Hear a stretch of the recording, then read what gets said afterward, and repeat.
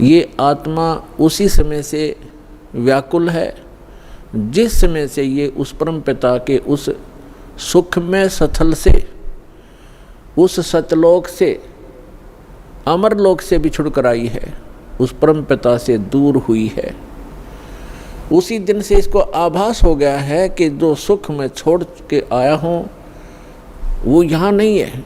उसकी खोज में फिर ये अपनी अटकलबाजी से, जीव सोच से सोचने लगता है, प्रयत्न करता है। जैसे कोई निर्धन है, वो सोचता है कि धनवान सुखी होंगे, धन में सुख होगा।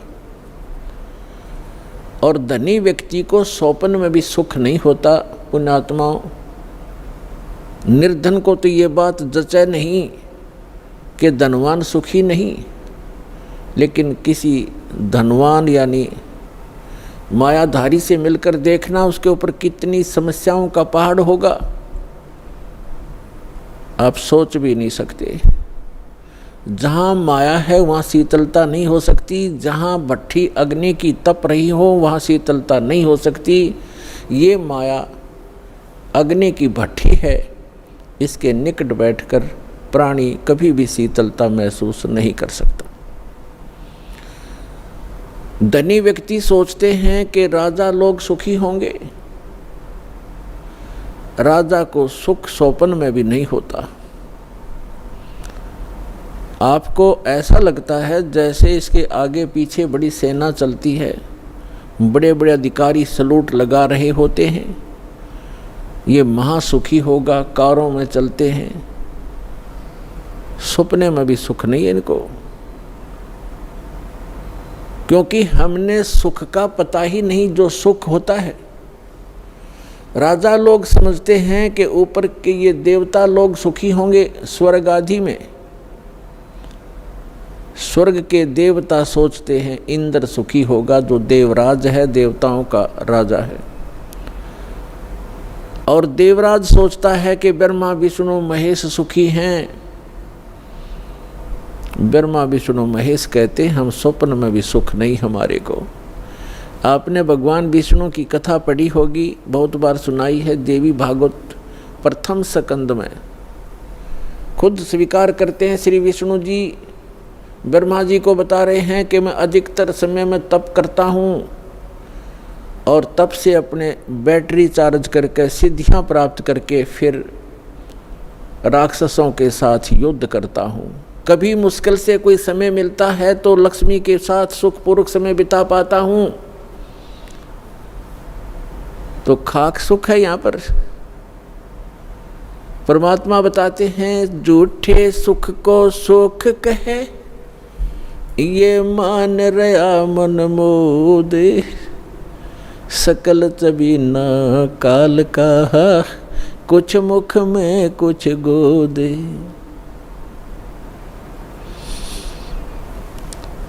इस झूठे सुख को सुख कहे, ये मान रहा मनमोद। कौन से झूठे सुख को? एक व्यक्ति बता रहा था कि मेरे एक कन्या ने जन्म लिया, जन्म से उस कन्या के गुदा स्थान नहीं था। इसको देखकर मेरे ऊपर पहाड़ टूट गया समस्या का। महा दुखी हो गया मैं। डॉक्टर के यहाँ लेकर गया मेडिकल में। जिस वार्ड में मेरी बेटी को भर्ती किया उसमें ऐसे 3-4 केस और थे। तब मुझे कुछ राहत मिली कि मेरे जैसे और भी दुखी हैं। बताओ इससे क्या लाभ मिला उसको? अपना मन में मान लिया कि चलो और भी दुखी हैं तो मैं भी दुखी हूँ, कोई बात नहीं। क्या वो दुख हल्का हो गया? क्या गुदा स्थान बन गया बेटी का? तो पुण्यात्माओं, इसे गंदे लोक में रह रहे हम। यहाँ सुख नाम की चीज़ नहीं है। हम एक दूसरे को दुखी देखकर उससे हल्का दुख हो या उसके बराबर हो, हम अपने राहत मान लेते हैं। यहाँ कोई विकल्प नहीं है। जैसे एक व्यक्ति के 3 पुत्र थे। एक पुत्र की मृत्यु होगी, बहुत दुखी बुरी तरह रो रहे हैं, आहार भी नहीं कर रहे हैं। शोक व्यक्त करने वाले व्यक्तियों में एक ऐसा व्यक्ति उपस्थित था जिसका एक ही पुत्र था, वही मृत्यु को प्राप्त हो चुका था। तो सांत्वना देने वालों ने कहा कि देख भाई, यहाँ तो ऐसा ही है, सभी की मृत्यु होती है, ये तो भगवान हवाला बात है, चिंता मत करो। देखो ये भाई बैठा है, इसको देख कर जी ले, इसका इकलौता पुत्र था, उसी की मृत्यु होगी, ये भी तो अपना समय व्यतीत कर रहा है, धैर्य कर। तो तब उस व्यक्ति को कुछ हौंसी आई, हाथ मुंह धोए, कुछ देर में खाना भी खा लिया। अब उसने ये सुख मान लिया कि देख इस बेचारे का इकलौता पुत्र था और वो ही मर गया, मृत्यु को प्राप्त हो गया। शुक्र है मेरे तो 3 थे, मेरा तो एक ही मरा है, 2 तो बचे हैं, पहले इससे सुख मान लिया। क्या वो बेटा वापस आ गया? तो यहाँ परमात्मा कहते हैं झूठे सुख को सुख है ये मान रहा मनमोद, और सकल चबीना काल का, कुछ मुख में कुछ गोद। परमात्मा यहाँ क्या बताते हैं, भाई तन दर सुखिया कोई न देखा, जो देखा सो दुखिया हो, उदय अस्त की बात करते हैं, मन सबका किया विवेक का हो, सबका किया विवेक का हो। भाई घाटे बाधे सब जग दुखिया, के गृहस्थी बैरागी हो, लाभ हानि से सब कोई दुखिया, के गृहस्थी बैरागी हो, सुख देव ने दुख के डर से, गर्भ में माया त्यागी हो, गर्भ में माया त्यागी हो, तंदर सुखिया कोई न देखा, जो देखा सो दुखिया हो, उदय अस्त की बात करते हैं, मन सबका किया विवेक का हो, सबका किया विवेक का हो। भाई जंगम दुखिया जोगी दुखिया, तपस्वी को दुख दूना हो, जंगम दुखिया जोगी दुखिया, तपस्वी को दुख दूना हो, आशा तृष्णा सबको व्यापे, कोई महल ना सुना हो, कोई महल ना सुना हो, तंदर सुखिया कोई न देखा, जो देखा सो दुखिया हो, उदय अस्त की बात करते हैं, मन सबका किया विवेक का हो, सबका किया विवेक का हो। भाई साच कहूँ तो जग ना माने, पर झूठ कही ना जाई हो, साच कहूँ तो ये जग ना माने, पर झूठ कही ना जाई हो, ये ब्रह्मा विष्णु शिव जी दुखिया, जिन ये राह चलाई हो, जिन ये राह चलाई हो, तंदर सुखिया कोई न देखा, जो देखा सो दुखिया हो, उदय अस्त की बात करते हैं, मन सबका किया विवेक का हो, सबका किया विवेक का हो।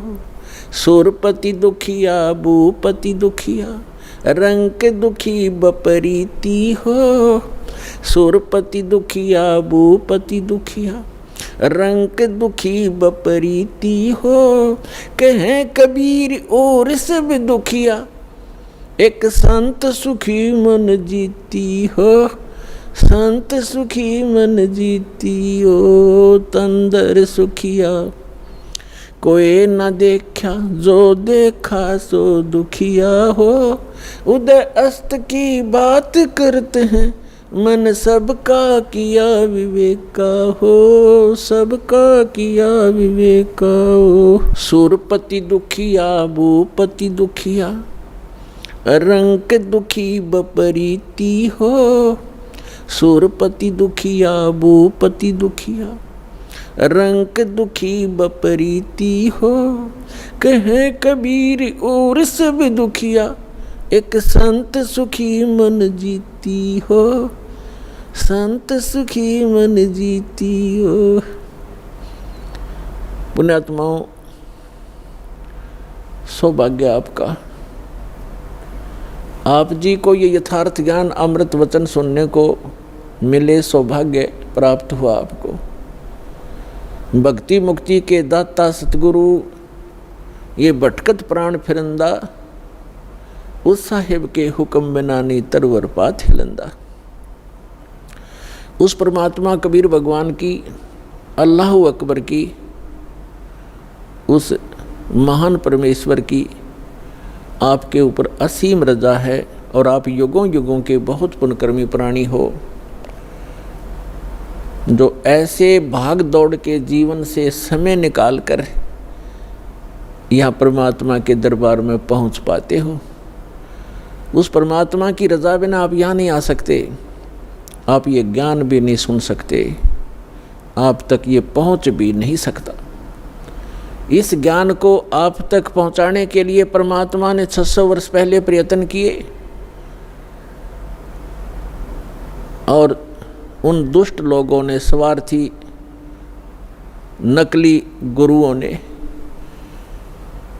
अपनी रोजी रोटी को उत्तम मानते हुए, प्रथम मानकर अपने स्वार्थ को प्रधान मानते हुए कबीर भगवान उस धानक रूप जुलाहे को बहुत परेशान किया और यथार्थ ज्ञान को हमारे तक, आप तक नहीं पहुंचने दिया। उस परमेश्वर ने वो अमर ज्ञान अपनी वाणी में, सच्चिदानंद घन ब्रह्म की वाणी में, कबीर वाणी में लिपिबद्ध करवा दिया अपनी प्यारी आत्मा धर्मदास जी द्वारा। अब उस ज्ञान को, परमात्मा के उस विधान को, जो 600 वर्ष पहले परमेश्वर अपने द्वारा रची हुई सृष्टि की जानकारी, और हम कौन हैं, कहाँ से आए हैं, यहाँ क्यों दुखी हो रहे हैं, ये जन्म और मृत्यु का कारण क्या है, ये सब कुछ उसमें बताना चाहते थे, लेकिन इन नकली धर्म गुरुओं ने, इन दुष्ट लोगों ने हमारे तक ये पहुँचने नहीं दिया। परमात्मा का घोर विरोध करा दिया, उनको काटने, मारने, बुरी तरह परेशान करने पर ही लगे रहे, जनता को भ्रमित करते रहे। उस परमेश्वर ने कहा था कि जब 5500 वर्ष कलयुग बीत जाएगा, उस समय सभी अपनी प्यारी आत्माओं को शिक्षित करूंगा, पूरे मानव समाज को, और सदग्रंथों को, ये सभी धर्म के धर्मी अपने धर्म ग्रंथों को सत्य मानते, और जिन गुरुओं को हम शास्त्र विज मानते थे वो अपने ही सदग्रंथों से अनभिज्ञ थे, अपरिचित थे, अज्ञानी थे, और हम उनको केवल संस्कृत भाषा जानने के कारण उन पर विश्वास किया करते थे कि सभी सदग्रंथ संस्कृत भाषा में हैं और ये हमारे हिंदू धर्म गुरु संस्कृत भाषा पढ़े हैं, इन्होंने सदग्रंथों को ठीक ठीक जाना होगा, ये सही बता रहे। और उनकी एक दाल गलती रही उस समय कि कबीर जुलाहा है, धानक है, और उस समय संस्कृत पढ़ने का अधिकार केवल ब्राह्मण वर्ग को ही था। इसलिए आम आदमी को ये शंका नहीं बनी, ये विश्वास बना नहीं, ये शंका बनी रही कि कबीर जी अशिक्षित हैं, परमेश्वर कबीर जी अशिक्षित हैं, ये झूठ ही बोल रहे होंगे सदग्रंथों के बारे में, क्योंकि सदग्रंथ हमारे पवित्र वेद, पवित्र श्रीमद् भगवद गीता, पवित्र पुराण आदि आदि ये संस्कृत भाषा में लिपिबद्ध हैं। तो परमात्मा ने ये समय निर्धारित किया था, अपनी प्यारी आत्मा धर्मदास जी से बताया था, और धर्मदास जी ने जब पूछा, परमात्मा आज तो बहुत ही धार्मिक व्यक्ति हैं, इनके अंदर धार्मिकता है, बुराइयों की भी त्रुटि है, यानी कमी है, बुराइयां भी कम हैं, न्यून हैं, और 5500 वर्ष जब कलयुग बीतेगा, यानी आज से लगभग 600 वर्ष पश्चात, तो और आप बताते हो कलयुग में मानव की वृत्ति बहुत गिर जाएगी, इनके विचार मलिन हो जाएंगे, चरित्र ठीक रहे नहीं, अविश्वासी कृत घनी बन जाएंगे, तो तब कैसे समझाओगे मेरे मालिक। तब परमेश्वर ने कहा था कि उस समय सबसे पहले मैं इनको शिक्षित करवाऊंगा। परमात्मा कबीर जी कहते हैं ये सब खेल हमारे किए, हमसे मिले सो निश्चय जिए। और फिर जब ये शिक्षित हो जाएंगे तब अपना दास भेजूंगा। तब तो कहा था मैं स्वयं जाऊंगा और उन सदग्रंथों के गूढ़ रहस्यों को जन साधारण को बताऊंगा, लेकिन स्वयं नहीं आए तो दास भेज दिया पुण्यात्माओं उस परम पिता ने।